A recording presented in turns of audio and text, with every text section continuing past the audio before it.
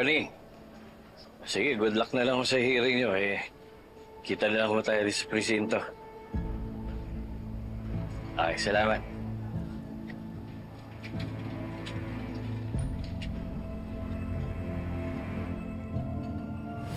Ngayon gagamitin mo yung pagbubuntis mo. Pero hindi ka mapigil makipagbasag ulo kay Charlene. Isa pa, ililipat ka namin ng selda, ha? At huwag kang lalapit kay Charlene. Sir Pascual. Pero nakakatuwa naman, dito pa tayo nakita. Dito pa tayo magre-reunion. Oh, bakit kayo nanginginig? Naninibago ka ba sa itsura ko? Tsaka na-intimidate sa presensya ko? Oo. May sakit kasi ang Parkinson.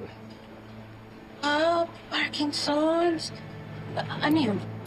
Pero, alam mo, ang sad. Tsaka bakit ka nandito? Di ba dapat nasa ospital ka, nasa bahay, nagpapahinga? Nandito ako dahil para sa anak ko. Anak? Nagkaanak ka pa pala? Galing mo, ah. Sir, sorry, ah. May emergency yung family friend ko. Kailangan ko na umalis. Nice to see you.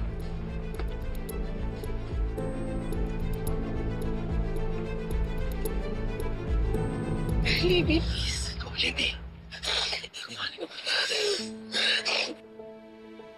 Hindi pa kayang humarap ni Libby dahil sa ginawa niya.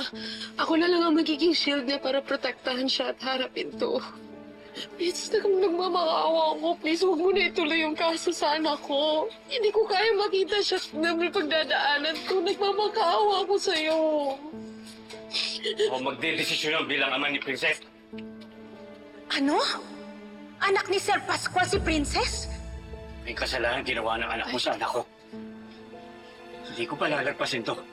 Kailangan matuto siya sa ginawa niya. Naiintindihan kita, Dado, pero sana maintindihan mo rin ako na mahirap to para sa akin makita yung anak ko pagdadaanan to. Pues patas lang tayo. Pinagdaanan ko yan nung makulong si Princess. Dado, sandali lang. Pakinggan mo muna ako. Kung kailangan kong pilitin yung anak ko para humingi ng tawad kay Princess, gagawin ko. Pakinggan mo muna ako. Lydia, please, humingi ka na ng tawad. Alam mo naman na may mali mo to. Nagkikiusap ako sa'yo. Charlene, tama na. Sasaktan na yung bata. Charlene, tama na. Huwag mo palitin yung bata kung ayaw niya. Ayaw niya!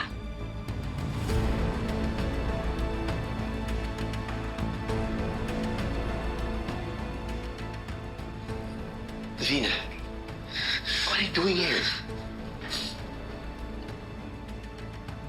Si Charlene at si Libby ang sinasabing family friend ni Divina.